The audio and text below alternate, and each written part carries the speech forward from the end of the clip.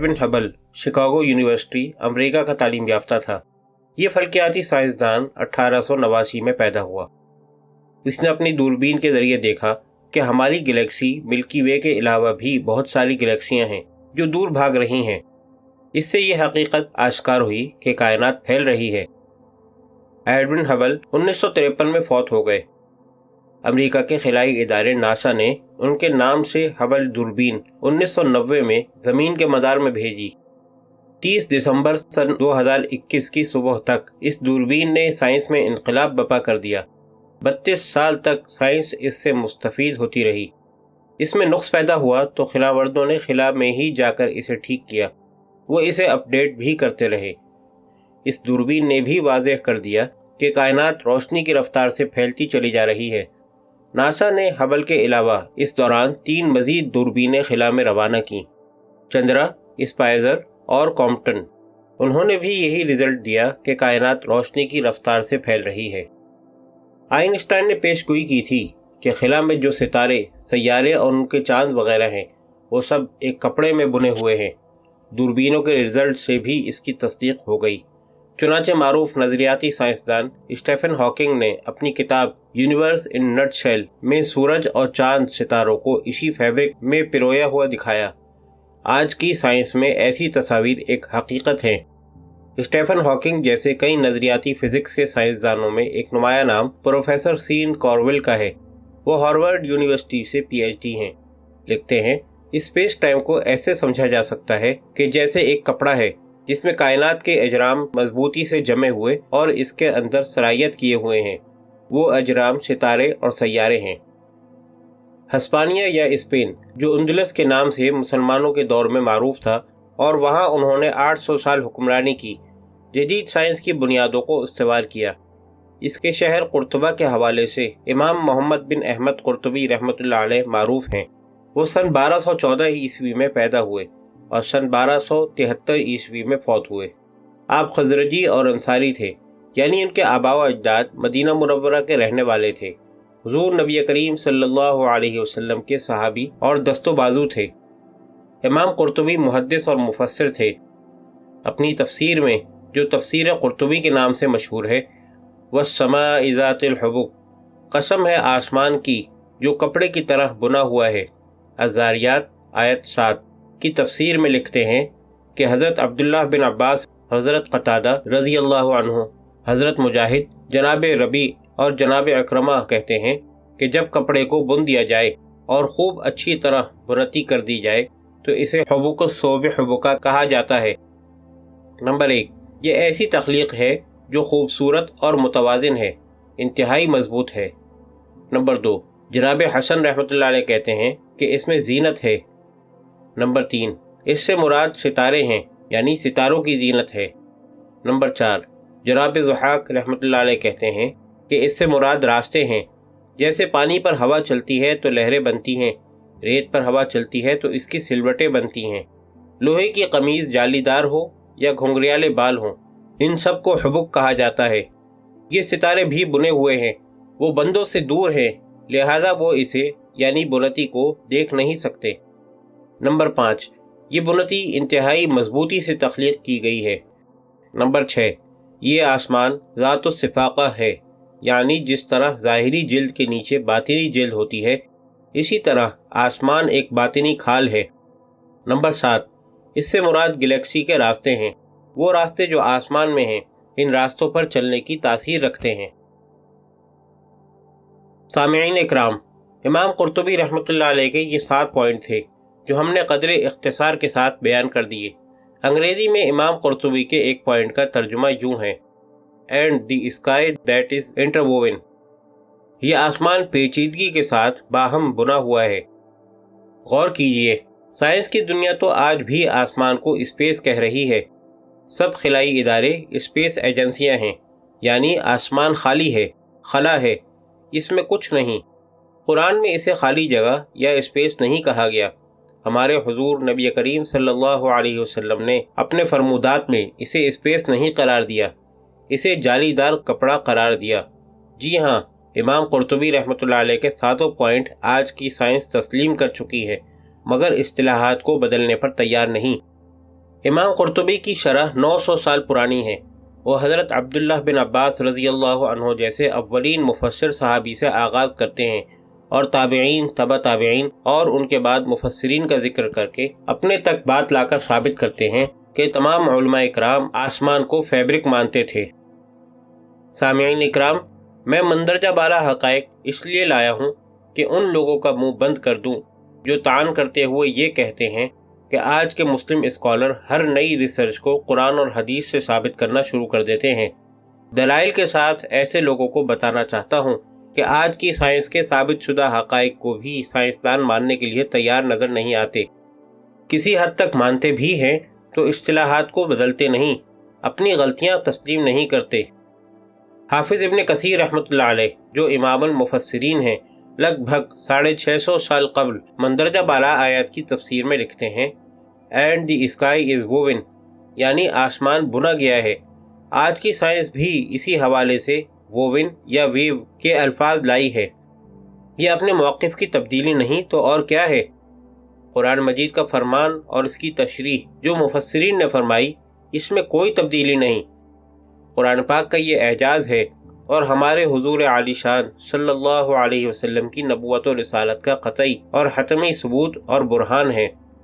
اللہ تعالی نے فرمایا وَالسَّمَاءَ بَنَيْنَاهَا بِأَيْدٍ وَإِنَّا لَمُوسِعُونَ، آسمان کو ہم نے ہاتھ سے بنایا اور بلا شبہ ہم اسے متواتر وسعت دینے یعنی پھیلانے والے ہیں۔ الذاریات آیت 47۔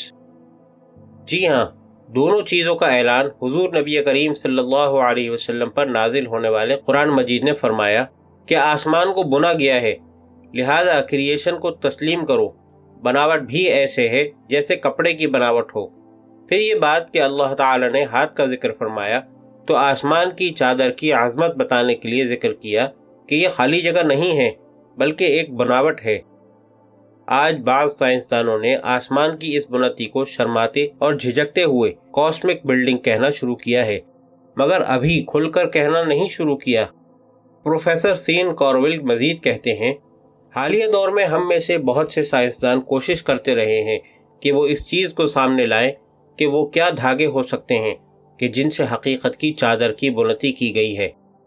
نیو سائنٹسٹ کے حوالے سے 11 ستمبر سن 2019 کو موصوف مزید رقم تراز ہوتے ہیں۔ سادہ لفظوں میں اسپیس ٹائم کا مطلب ایک مادی کائنات ہے جس کے اندر ہم اور ہر دوسری چیز موجود ہے۔ جی ہاں، اسٹیفن ہاکنگ نے یہی کہا تھا کہ کائنات ایک اخروٹ میں بند ہے۔ قرآن مجید نے 1450 سال قبل سورہ رحمان میں اعلان کیا تھا، اے جنوں اور انسانوں کے گروہوں، اگر تم ہمت رکھتے ہو کہ کائنات کے کناروں سے بھاگ اٹھو تو ایسا کر کے دکھاؤ، غلبے کے بغیر تو ایسا تم نہیں کر سکتے۔ امریکہ کے خلائی ادارے ناسا، یورپین اسپیس ایجنسی اور کینیڈین اسپیس ایجنسی نے مل کر ایک ٹائم مشین بنائی۔ اسے ایک سائنسدان کے نام پر جیمز ویب ٹیلیسکوپ کا نام دیا۔ اس کی فیزیبلٹی بنانے میں 5 سال لگے، ہزاروں انجینئرز کا بندوبست کیا گیا، سینکڑوں سائنسدان منتخب کیے گئے، 300 یونیورسٹیاں اس کام میں حصے دار بن گئیں، ادارے اور کمپنیاں سامنے آئے۔ امریکہ کی 29 ریاستیں اور 14 دیگر ممالک اس منصوبے میں شامل ہوئے۔ اس کے بعد اس کو تیار کرنے میں 25 سال لگے۔ تمام تر تفصیلی اخراجات کا تخمینہ لگایا جائے تو اس پر 25 ارب ڈالر لاگت آئی۔ پھر اس کو 25 دسمبر سن 2021 کو فرانس کے ایک جزیرے سے لانچ کیا گیا۔ اس کا نام گویانا ہے۔ یہاں ایک اسپیس سینٹر ہے۔ یہ جزیرہ جنوبی امریکہ کے سب سے بڑے ملک برازیل میں گھرا ہوا بحر الکاہل کے کنارے پر واقع ہے۔ اس جزیرے کی آبادی 3 لاکھ ہے۔ جیمز ٹیلیسکوپ یا ٹائم مشین اس قدر صلاحیت کی حامل ہے کہ یہ چاند جتنی مسافت پر زمین سے دور ہو تو شہد کی مکھی جو گرمیوں میں شہد کے چھتے کی حرارت کو نارمل کرنے کے لیے اپنے 2 پروں سے اسے ٹھنڈا کرتی ہے، تو ان پروں سے جو حرارت پیدا ہوتی ہے یہ مشین اس حرارت کے درجے کو درست ٹیمپریچر کے ساتھ ڈیٹیکٹ کر لیتی ہے۔ اسے ٹائم مشین اس لیے کہا جاتا ہے کہ یہ 13 ارب سال پیچھے جا کر دیکھے گی کہ کائنات کے آغاز کے بعد ابتدائی سورج اور گلیکسیاں کب اور کیسے وجود میں آئے۔ چنانچہ اسے سورج کے مدار میں بھیجا گیا ہے۔ اب تک جتنے بھی خلائی مشن گئے ہیں وہ زمین کے مدار میں گئے ہیں۔ خلا میں صرف ایک خلائی اسٹیشن ہے جو امریکہ کا ہے، اسے ISS کہا جاتا ہے۔ خلاورت یہیں ٹھہرتے ہیں، یہ بھی زمین کے مدار میں ہے۔ ٹائم مشین پہلا خلائی مشن ہے جسے سورج کے مدار میں بھیجا گیا ہے۔ اب نہ یہاں کوئی جائے گا اور نہ ہی کبھی یہ مشین واپس آئے گی۔ اس کی منزل لاگرینج پوائنٹ 2 ہے۔ اس جگہ پر مشین ٹھیک 1 ماہ بعد یعنی 25 جنوری سن 2022 یا معمولی فرق سے آگے پیچھے پہنچے گی۔ زمین سے L2 پوائنٹ تک کا فاصلہ 15 لاکھ کلومیٹر ہے۔ یاد رہے، سورج، چاند اور زمین وغیرہ کے درمیان ایک میزان اور ترازو ہے جس کی وجہ سے سب اپنے اپنے طے شدہ راستوں پر چلتے ہیں۔ اس ترازو کے ایک پلڑے کا نام L2 ہے۔ 4 دیگر پوائنٹس ہیں۔ ان پوائنٹس میں ذرا سا فرق آ جائے تو سارا کائناتی نظام درہم برہم ہو جائے گا۔ سورج چونکہ سردار اور طاقتور ہے، اس کی بھی مجال نہیں کہ اس ترازو کے ساتھ معمولی سی چھیڑ چھاڑ کرے۔ اگر کرے گا تو سارا نظام شمسی تباہ ہو جائے گا۔ زمین پر موجود تمام مخلوق ایک جھٹکے کے ساتھ ختم ہو جائے گی۔ مولا کریم فرماتے ہیں، سورج کی ہمت نہیں کہ چاند کو جا پکڑے، اور نہ ہی رات میں جرات ہے کہ وہ دن پر سبقت لے جائے، یعنی پہلے آ جائے۔ سب اپنے اپنے مدار میں گردش کر رہے ہیں۔ سورہ یاسین آیت نمبر 14۔ اللہ اللہ، وہ عظیم کتاب جو قرآن مجید کے نام سے حضرت محمد صلی اللہ علیہ وسلم پر نازل ہوئی، اس نے بتا دیا کہ نظام شمسی عدل کے ساتھ چل رہا ہے۔ کوئی کسی دوسرے کے دائرۂ کار میں نہیں گھستا، ایسی جرات کسی میں نہیں ہے، اس لیے کہ یہ نظام براہ راست کائنات کے خالق کے حکم سے چل رہا ہے۔ یہ نظام اور سسٹم رحمت کا باعث ہے، یہ نہ ہوتا تو سب ختم ہو جاتے۔ ترازو کا نظام عدل پر مبنی نہ ہوتا، مستحکم نہ ہوتا تو جیمز ویب ٹیلیسکوپ L2 پر نہ جا سکتی۔ انسانی تاریخ میں پہلی بار جو کائنات کے کئی راز فاش ہونے والے ہیں، ہم ان کی امید نہیں کر سکتے تھے۔ خیال رہے کہ آسمانوں میں ترازو کی خبر کس نے دی؟ جی ہاں، ہمارے حضور کریم صلی اللہ علیہ وسلم پر نازل ہونے والے قرآن مجید نے دی۔